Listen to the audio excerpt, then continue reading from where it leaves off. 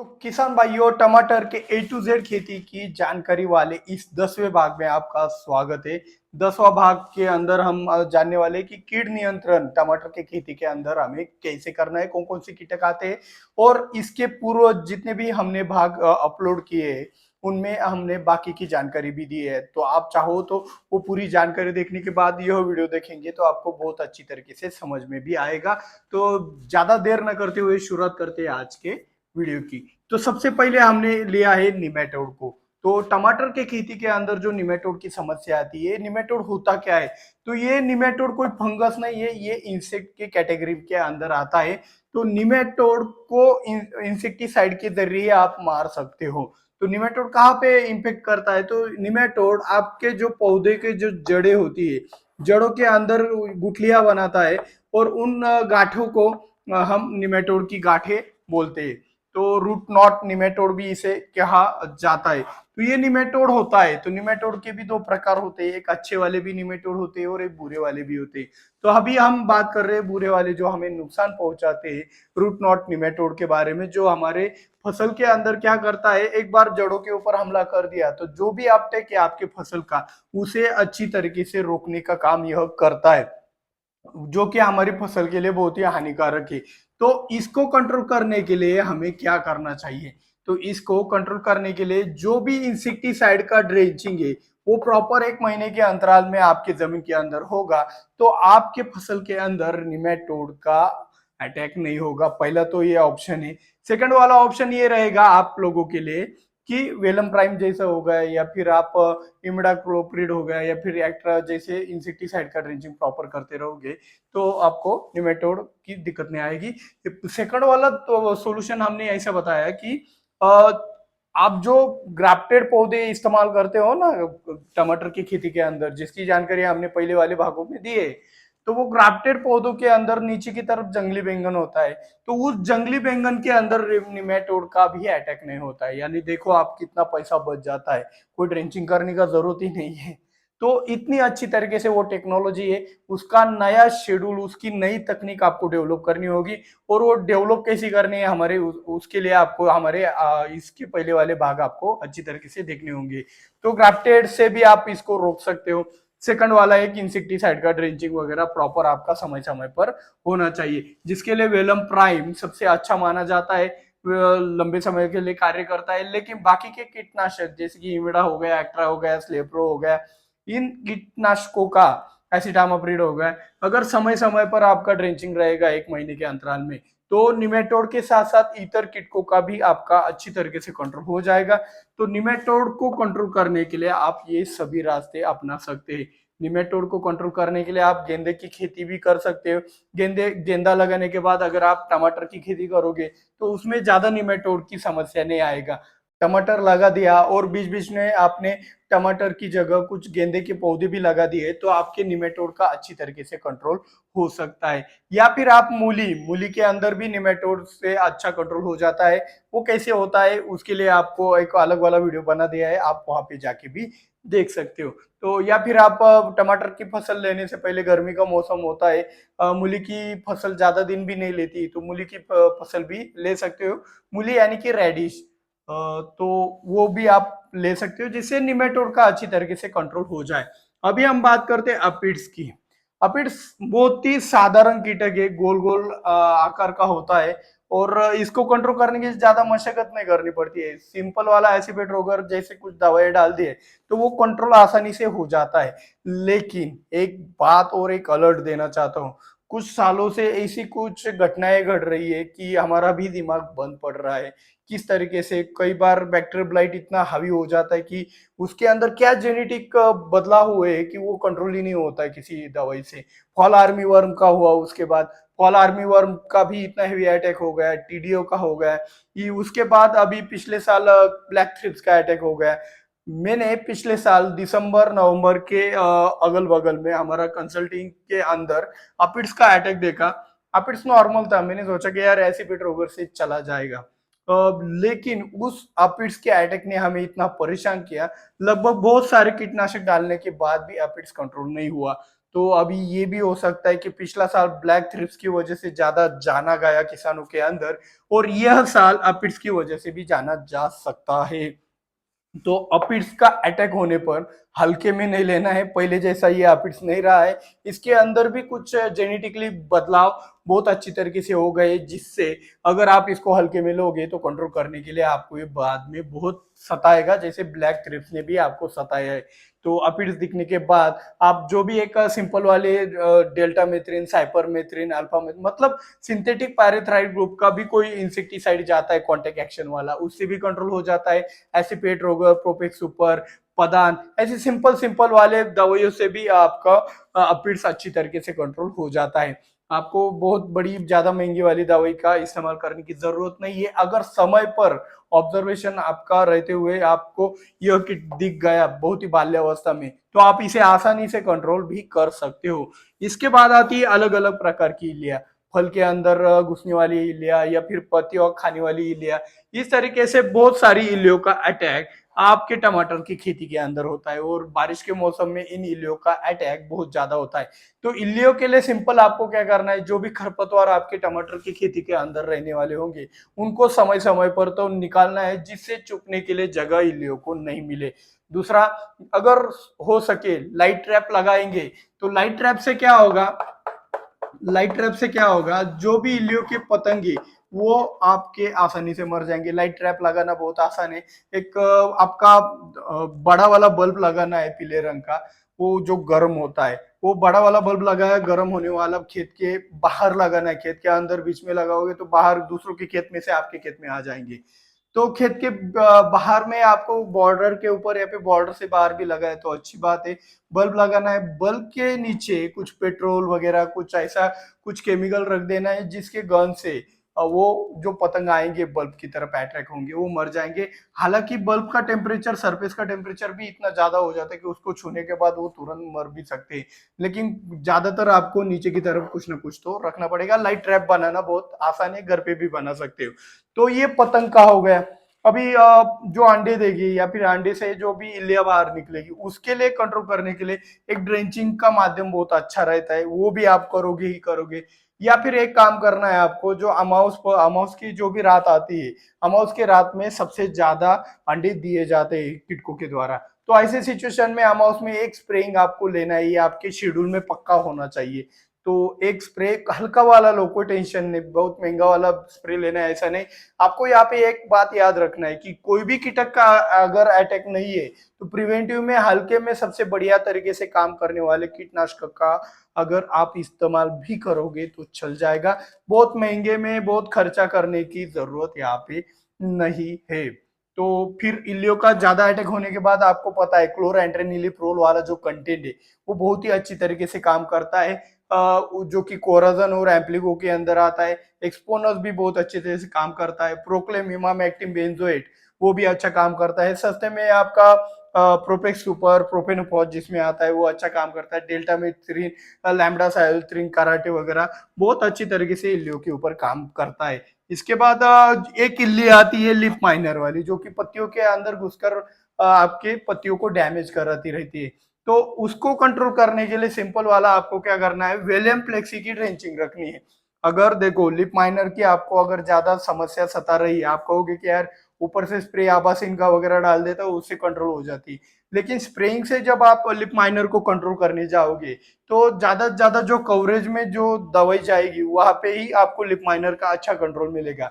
पहला point. Second point, spraying से जब आप लिप माइनर को कंट्रोल करोगे तो 7-8 दिनों के ऊपर उसका रिजल्ट नहीं मिलेगा, लेकिन ड्रेंचिंग के माध्यम से वेलियम प्लेक्सी का ड्रेंचिंग कर दिया समझ लो, तो वेलियम प्लेक्सी का ड्रेंचिंग करने के बाद लगभग 30 दिनों के लिए, महीने भर के लिए आपको लिप माइनर की समस्या बिल्कुल भी नहीं आने वाली है।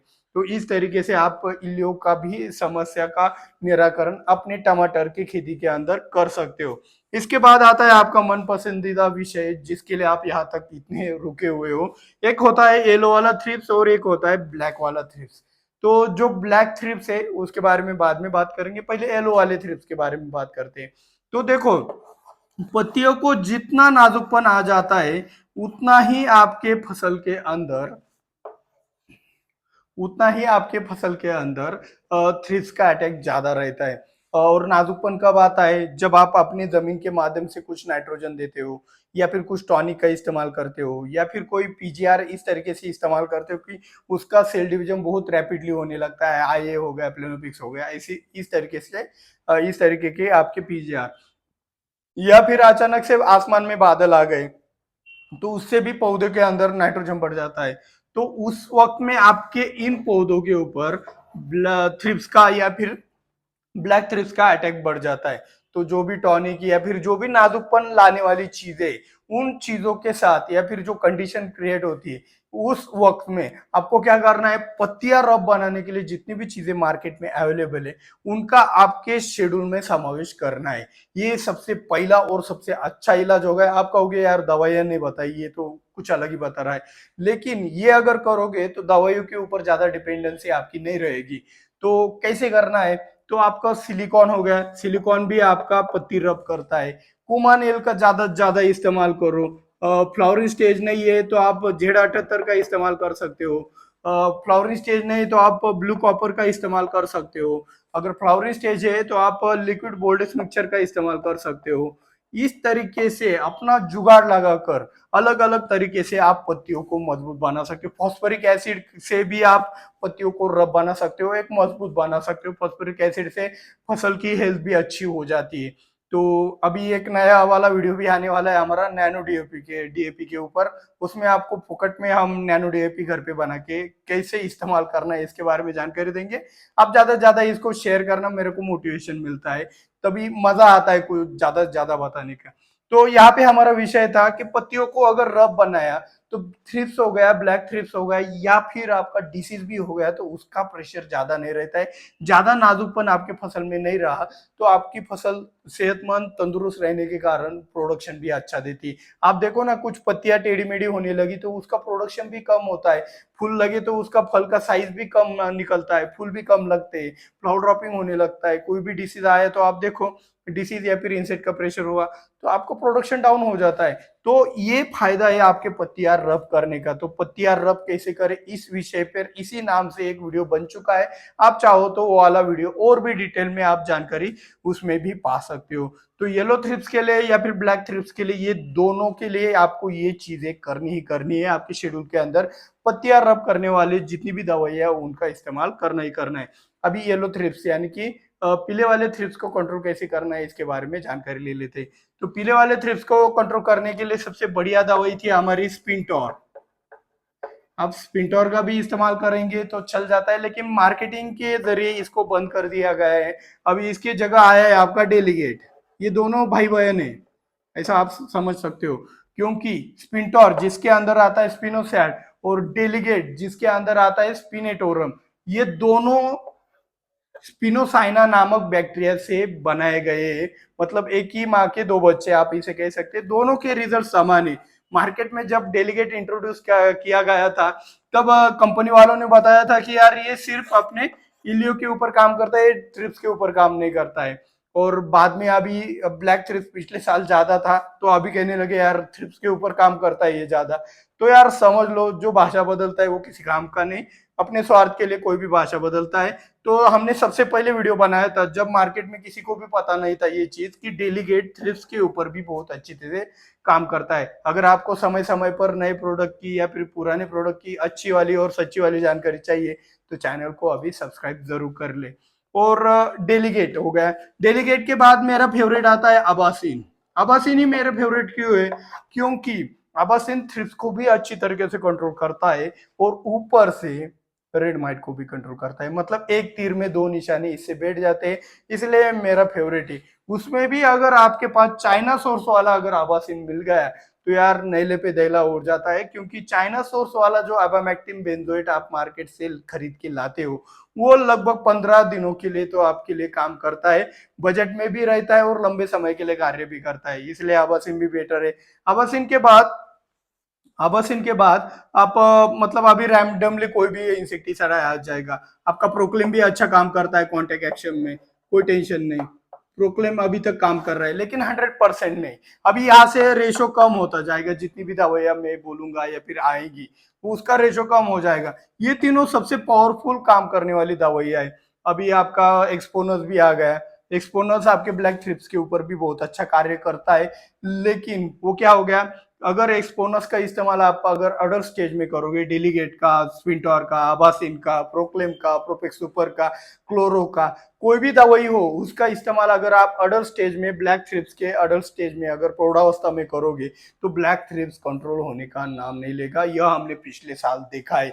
तो ब्लैक थ्रिप्स को कंट्रोल करना है तो सिंपल वाले, अगर भाई आपकी फसल 3 महीने की हो चुकी है, आपको लगता है मैं ड्रेंचिंग नहीं कर सकता, तो यार भाई 500 रुपए का आपका एसिटामाप्रिड जाएगा नीचे से, 500 ग्राम एसिटामाप्रिड, 500 ग्राम का 1 एकड़ के लिए ड्रेंचिंग कर देना, और ऊपर से आपके जो भी प्रयास है वो भी चालू रखना, कंट्रोल होने में मदद हो जाएगी, इतना मैं कह सकता हूँ। लेकिन ज्यादा पॉपुलेशन बढ़ा दिया ब्लैक थ्रिप्स का तो वो कंट्रोल नहीं होता है। तो ये सब ब्लैक थ्रिप्स के लिए। एक और चीज कहता हूँ, अभी मार्केट में बोलेगा हमारी दवा ब्लैक थ्रिप्स के लिए सबसे अच्छी काम करती है। 100% कौन सी दवा काम करती है वो मुझे कांटेक्ट करे, मैं उसके लिए वीडियो बना दूंगा, उसको आपके सामने लाके रख दूंगा। अगर सचमुच काम करता है तो हम आपके लिए जरूर ये सेवा भी कर सकते हैं। ऐसा नहीं कि हमें सब मालूम है, कुछ चीजें मुझे भी मालूम नहीं हो सकती मार्केट की, लेकिन लगभग जितनी भी दवाइयां हमने पिछले साल ब्लैक थ्रिप्स के लिए इस्तेमाल की, उसमें से मतलब पहले पहले तो इस रिजल्ट बहुत अच्छे आए, डेलीगेट हो गया, एक्सपोनस हो गया, पहले स्ट्रैटर्जी में तो बहुत अच्छा लग रहा था, लेकिन बाद में सब विफल हो गया। सब ज्यादा से ज्यादा थ्रिप्स की जो भी अटैकिंग पावर है वो बढ़ने लगी ब्लैक थ्रिप्स की।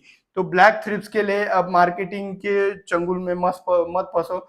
अगर कुछ मार्केटिंग वाले कहते कि यार ये सचमुच हमारा प्रोडक्ट काम करता है, फ्री में दवा लो, उसका इस्तेमाल करो, रिजल्ट आया तो पैसे दो वरना पैसे मत दो, क्योंकि आपके पैसे भी बहुत जरूरी है। बेवजह का खर्चा भी मत करो, क्योंकि कंट्रोल में नहीं आता है। तो आप कहोगे कि यार इतना बढ़िया वाला वीडियो बना रहे हो, आप सीरीज बना रहे हो A to Z वाली, और ब्लैक थ्रिप्स के लिए ऐसे शब्द कह दे, हम तो भाग नहीं सकते, क्योंकि हमें तो टमाटर की फसल के अंदर, मिर्च की फसल के अंदर ब्लैक थ्रिप्स तो कंट्रोल करना ही पड़ेगा।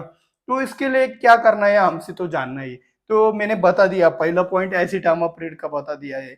तो सेकंड में आपको क्या करना है, गैसिंग एक्शन वाले दवाइयों का एक बार आपको क्या करना है, गैसिंग एक्शन वाली दवाइयों का इस्तेमाल करना है, और दूसरी बार बढ़िया वाली दवाइयों का इस्तेमाल करना है। मतलब उदाहरण के तौर पर, पहली बार प्रोफेक्स सुपर का इस्तेमाल किया ब्लैक थ्रिप्स के लिए, 2-4 दिन बाद आपको स्पिंटोर एप्री डेलीगेट का इस्तेमाल करना है, फिर 4 दिन बाद क्लोरोपायरीफॉस का इस्तेमाल किया, फिर से 4 दिन बाद अबासिन का इस्तेमाल करना है। इस तरीके से स्ट्रेटजी बनाकर अगर आप ब्लैक थ्रिप्स के ऊपर अगर अपनी क्षमता जो भी एक कंट्रोलिंग है अगर वो रखते हो, तो आपका ब्लैक थ्रिप ज्यादा नहीं बढ़ेगा। लेकिन यहाँ पे एक बात अलर्ट देना चाहता हूँ, मार्केट में टमाटर के, मिर्च के रेट की जितने भी हो, आपको ब्लैक थ्रिप्स के बारे में ज्यादा चौकन्ना रहना है, और इस साल इसको इग्नोर नहीं करना है। ये बंदा परेशानी में ला सकता है अभी अपिड्स, तो अपिड्स को भी इग्नोर नहीं करना है। और थ्रिप्स और ब्लैक थ्रिप्स दिखे तो यार कुछ हल्के में उसको नहीं लेना है, अपना स्ट्रेटजी स्ट्रॉन्ग कर लेना है। तो ये एक हल्का वाला दवाई, मतलब सस्ते में बढ़िया वाली गैसिंग एक्शन वाली दवाई जाएगी, प्रोपेक्स सुपर हो गया, प्रोपेनोपॉस हो गया, फिर बाद में भारी वाली जाएगी, फिर बाद में आपका हल्का वाला क्लोरोपायरीफॉस जैसे, पदान जैसे जाएगा। इससे इससे क्या होगा, आपका खर्चा ज्यादा नहीं बढ़ेगा, वो स्ट्रांग वाली दवाइयां भी आपकी जाती रहेगी समय समय पर। कुछ किसान क्या करते हैं, इस बार डेलीगेट डाल दिया, दूसरी बार स्पिंटोर डाल दिया, सॉरी अबासिन डाल दिया, या फिर स्पिंटोर डाल दिया, फिर तीसरी बार वो कुछ और इस्तेमाल करते हैं। तो यार यहाँ पे ये जो हल्का वाला इस्तेमाल करते हैं, इसके बाद में परेशानी आने शुरुआत होती है। लेकिन ये एक गैप से अगर दोगे तो आपको ब्लैक थ्रिप्स कंट्रोल करने के लिए बहुत ही आसानी हो सकती है। तो इसके बाद आता है व्हाइट फ्लाई। व्हाइट फ्लाई को कंट्रोल करना मुश्किल है बॉस, लेकिन नामुमकिन नहीं है। यहाँ पे मैं आपको एक डिस्क्लेमर देना चाहता हूँ कि व्हाइट फ्लाई एक स्प्रे में कंट्रोल नहीं हो सकता, कोई भी दवा से एक स्प्रे में कंट्रोल नहीं हो सकता। कुछ चीजें एक ही बार स्प्रे से अच्छी तरीके से कंट्रोल में आ जाती है, लेकिन ये व्हाइट फ्लाई अच्छी तरीके से कंट्रोल में ना आने के कारण, एक तो जो ड्राई क्लाइमेट रहता है, गर्मी का मौसम रहता है, तब इसका अटैक बहुत तेज गति से होता रहता है। और इसका अटैक ज्यादा तेज गति से होते वक्त अगर वो आपके पत्तियों के नीचे चुभती है, तो वहां पे जो आपका कवरेज होता है वो अगर आपके पत्तियों के नीचे अगर नहीं पहुंचता है, तो वहां पे व्हाइट फ्लाई को कंट्रोल करना बहुत ही मुश्किल हो जाता है। तो आपको यहाँ पे ट्रांसलेमिनार एक्शन वाले जो भी इंसेक्टिसाइड है उनका ज्यादा से ज्यादा इस्तेमाल करना है। मेरा फेवरेट कहे तो प्रोपेनोफॉस आपका ट्रांसलेमिनार एक्शन बहुत अच्छे से दिखाता है। प्रोपेनोफॉस मेरा फेवरेट क्यों है उसके कारण मैं बताता हूँ। प्रोपेनोफॉस के अंदर ट्रांसलेमिनार एक्शन है, पहला पॉइंट। गैसिंग एक्शन भी है बॉस, वो अच्छा तरीके से काम करता है। तीसरा बात क्या है, वो ट्रांसलेमिनर एक्शन यानी कि ऊपर से नीचे की ओर जाने की क्षमता रखता है, तो व्हाइट फ्लाई को भी अच्छी तरीके से कंट्रोल करता है। चौथी बात यह है कि प्रोपेनोफॉस के अंदर आपका रेड माइट जो होता है ना, वो भी कंट्रोल करने की थोड़ी बहुत क्षमता है, थोड़ी बहुत का। तो एक तीर में कई तीर निशाने, वो भी सस्ते में लग जाते हैं, इसलिए मुझे प्रोपेनोफॉस बहुत पसंद है। तो व्हाइट फ्लाई को कंट्रोल करने के लिए और भी कुछ आईजीआर का इस्तेमाल करना है बीच बीच में आपको। अगर देखो व्हाइट फ्लाई का अटैक नहीं है तो आपको आईजीआर का, लेनो जैसी दवाइयों का इस्तेमाल नहीं करना है। आईजीआर कहते हैं लेनो को भी, इंसेक्ट ग्रोथ रेगुलेटर। जब आपके खेत में अगर पॉपुलेशन ही नहीं, कोई सजीव नहीं, तो उसको खंडित करने वाली दवाई डालकर कुछ भी उपयोग नहीं है। तो वहां पे कुछ गैसिंग एक्शन सिस्टमिक वाली दवाइयों का प्रिवेंटिव के तौर पर इस्तेमाल करना है। लेकिन जब आपको कीटक दिखने लगे कि यार व्हाइट फ्लाई का अटैक आज से चालू हो गया, तो वहां पे आईजीआर का सबसे पहला स्प्रे ले लेना, जिससे इंसेक्ट ग्रोथ रेगुलेटर से क्या होगा, जो पॉपुलेशन बढ़ने वाला होगा भविष्य में वो रुक जाएगा। ये आईजीआर के रूप में आप लेनो का इस्तेमाल कर सकते हैं सबसे बढ़िया में। और आप सुमी प्रिंट का भी इस्तेमाल कर सकते हो। उलाला भी व्हाइट फ्लाई के लिए अच्छा काम करता है। तो इतना ही याद रखना है कि आपके व्हाइट फ्लाई के ऊपर एक से ज्यादा दवाइयों के बाद ही आपको व्हाइट फ्लाई का अच्छी तरीके से कंट्रोल मिलता है। इसके बाद आता है माइट्स, जो कि बहुत खतरनाक भी है। अभी खतरनाक वर्ड सभी के लिए अप्लाई होता है, क्योंकि अभी जो आसान आसान वाले थे वो भी मुश्किल होने लगे, क्योंकि सब जेनेटिकली सभी कीटकों के अंदर एक मॉडिफिकेशन, एक अच्छा स्ट्रांगनेस आ रहा है, जिसके कारण हमारे कीटनाशक दवाइयां भी विफल होती जा रही है। तो माइट्स का अटैक हो गया तो आपको सिंपल एक बात करना है। अभी देखो, अभी फ्लावरिंग स्टेज में माइट्स का अटैक हो गया, तो यार अभी डाइकोफॉल तो मार्केट में नहीं रहा है, डाइकोफॉल को बंद कर दिया गवर्नमेंट ने। तो वो जो दवाई थी इतनी बेटर थी कि यार एक ही स्प्रे में अच्छी तरीके से कंट्रोल हो जाता था, सस्ते में भी थी, और ऐसी ही दवाई मार्केट में से निकाली गई। तो अभी वो जो नहीं है उसके बारे में बात करने से कोई फायदा नहीं, जो है उसके ऊपर काम करेंगे, बात करेंगे। अभी मार्केट में डाइकोफॉल के बाद जितनी भी दवाइयां मिलती है वो 100% उसी की तरह काम नहीं करती। इतना कड़वा सच आप पहले पी लो, तो वो घुट पीने के बाद आपको ये बात पता चलेगी कि सबसे बढ़िया वाला कौन सा है रेड माइट्स के ऊपर। तो वो है आपका सल्फर। तो सल्फर का इस्तेमाल करेंगे तो आपका रेड माइट बहुत अच्छे से पहले भी कंट्रोल होता था, अभी भी हो रहा है। लेकिन मैंने डाइकोफॉल की जगह सल्फर क्यों नहीं कहा, क्योंकि डाइकोफॉल सिस्टेमिक एक्शन से रेड माइट को कंट्रोल करता था। सल्फर के अंदर सिर्फ और सिर्फ कॉन्टेक्ट एक्शन है, और ये जो आपका रेड माइट है वो पत्ती के नीचे चुभता है। तो यहाँ पे अगर रेड माइट का अटैक होता है तो फ्लावरिंग वापस ला के आप ला सकते हो। लेकिन आपके जो भी रेड माइट का अटैक एक बार बढ़ गया है तो वो आउट ऑफ कंट्रोल होकर आपकी पूरी फसल तबाह कर देता है। तो यहाँ पे आपको क्या करना है, रेड माइट का अटैक दिखा तो आप एक तो काम कर सकते हो, अगर आपको लगता है कि यार छोटा अटैक है, माइनर अटैक है, कुछ नहीं होने वाला, तो यहाँ पे आप एक काम कर सकते हो, आपके फसल में लिक्विड सल्फर का आप इस्तेमाल करके एक प्रिवेंटिव में उसके ऊपर काम कर लीजिएगा। अगर वो कंट्रोल हो जाता है तो ठीक बात है। अभी एक और चीज इंपॉर्टेंट मैं बताना भूल गया यहाँ पे, रेड माइट का अटैक कब होता है। तो रेड माइट का अटैक जब आपके फसल के अंदर पानी का तना हो जाता है तभी अटैक होता है। आपके एक रास्ते के बगल में, हाईवे के बगल में आपका प्लॉट हो, तो वहां से जो धूल मिट्टी के जरिए वो रेड माइट आ जाता है, तो उससे भी अटैक होता है। तो ये दोनों तरीके से आपको कैसे बचना है, तो एक तो फसल को पानी का तनाव तान नहीं पड़ना देना चाहिए आपको, पानी का तनाव बिल्कुल ना आए इस तरीके से आपको उसका ख्याल रखना है। और सेकंड वाला, अगर आपका खेत अगर रास्ते के बगल में है तो यार थोड़ा सा दूर लगा सके तो लगा लो, या फिर कुछ शेड नेट या फिर मक्के की फसल बॉर्डर पे लगा के वहां से आने वाली हवा को रोक दो। तो इस तरीके से रेड माइट का पहला जो भी अटैक है वो नहीं होगा। सेकंड वाला बोला मैंने लिक्विड सल्फर का, अगर एक माइनर अटैक है फ्लावरी स्टेज में। लेकिन हेवी अटैक अगर आपको दिखाई दे तो आप देखना यार, जो भी पहला अटैक होगा वो रास्ते के बगल से या फिर जहां से धूल मिट्टी ज्यादा उड़ रही वहां से ही आपको पहला अटैक ज्यादा हेवी वाला उस कोने में ज्यादा दिखाई देगा। तो आपको क्या करना है कि जो पत्तियों के नीचे जो रेड माइट अपनी जालियां बनाकर वहां पे उसका प्रोडक्शन बढ़ाता है, उसका पॉपुलेशन बढ़ाता है, उसे कंट्रोल करने के लिए आपको फ्लावरिंग को अलविदा कहना पड़ेगा एक बार के लिए। तभी वो 100% कंट्रोल हो सकता है आज के जमाने में, अभी तक जितनी भी दवाइयां अवेलेबल है उसके अंदर। तो सिंपल आपको क्या करना है, सुबह के वक्त जल्दी उठना है। जल्दी उठकर क्या करना है, सल्फर आप 200 लीटर पानी के लिए 200 ग्राम का इस्तेमाल करते हो छिड़काव के लिए, तो वहां पे आपको सल्फर सिर्फ 100 ग्राम लेना है 200 लीटर पानी के लिए। और आपको क्या करना है, आपका स्प्रेइंग चालू करना है। स्प्रेइंग चालू करने के बाद पत्तियों की निचली वाली बाजू में आपको टारगेट करना है, प्रेशर ज्यादा रखना है, जिससे आपके पत्तियों के नीचे आपके बूंदे गिरकर जो रेड माइट की जाली है वो फटकर वो जो सल्फर है वहां पे रेड माइट को वो टच होना चाहिए। ज्यादा पानी भी गया पत्ती के नीचे सल्फर का तो कोई टेंशन वाली चीज आपको यहाँ पे नहीं रखनी है। तो ये सुबह के वक्त जितना ज्यादा पानी लगे, रेगुलर से तो ज्यादा ही लगेगा, इस तरीके से स्प्रेइंग करोगे तो ज्यादा पानी लग गया है तो लगने दो। सल्फर सस्ता है, थोड़ा सा मेहनत लगेगा पत्तियों के नीचे कवरेज करने में।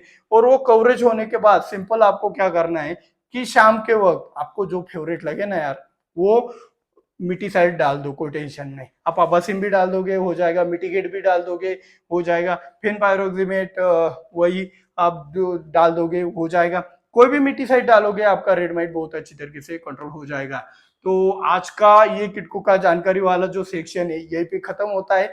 कल एक टमाटर के A to Z खेती के जानकारी के इस सेक्शन में हम लास्ट वीडियो बनाने वाले हैं, जिसके अंदर इन सभी पार्ट के नीचे जितने भी कमेंट्स आए हैं वो जो कमेंट टमाटर की खेती से रिलेटेड है उन कमेंट्स के जवाब देने के लिए हम वो कल का वीडियो लास्ट वाला बनाएंगे।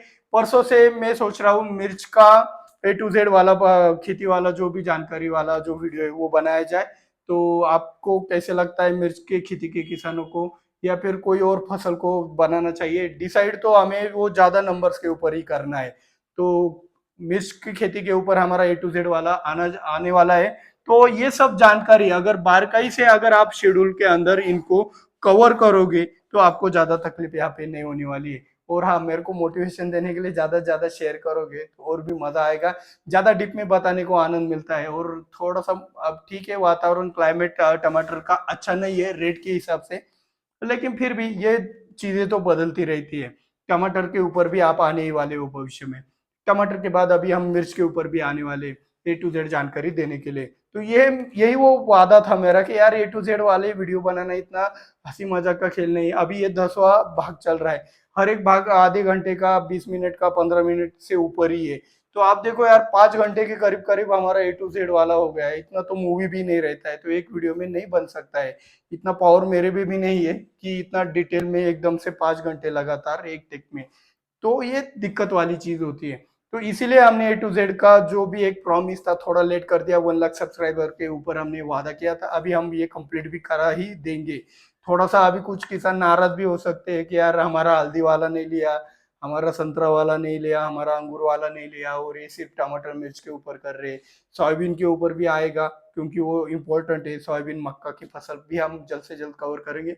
तो थोड़ा मुझे ज्यादा भी वर्क करना पड़ेगा। तो इसके लिए आप ज्यादा से ज्यादा मोटिवेट कीजिए, लाइक किया कीजिए, शेयर किया कीजिए। ज्यादा से ज्यादा शेयर करेंगे और कमेंट में जय जवान जय किसान जैसे कुछ लिखोगे तो यार मोटिवेशन मिलता है कि आपके अंदर भी वो चीज है जो आप फिर से पा सकते हो। तो चले, ये वीडियो कैसे लगा, ये सीरीज कैसे लगी मुझे कमेंट में जरूर बताना। और हाँ, इस सीरीज के अंदर जो जो बातें मैं भूल गया हूँ या फिर मेरे से गलती से छूट गए या फिर कुछ चीजें आपको समझ नहीं आ रही, मिसअंडरस्टैंडिंग हो गई, वह सभी बातें मुझे कमेंट सेक्शन में जरूर बताना और उसको मैं कल के वीडियो में कवर कर दूंगा। तो मिलते हैं अगले वीडियो में। जय जवान जय किसान।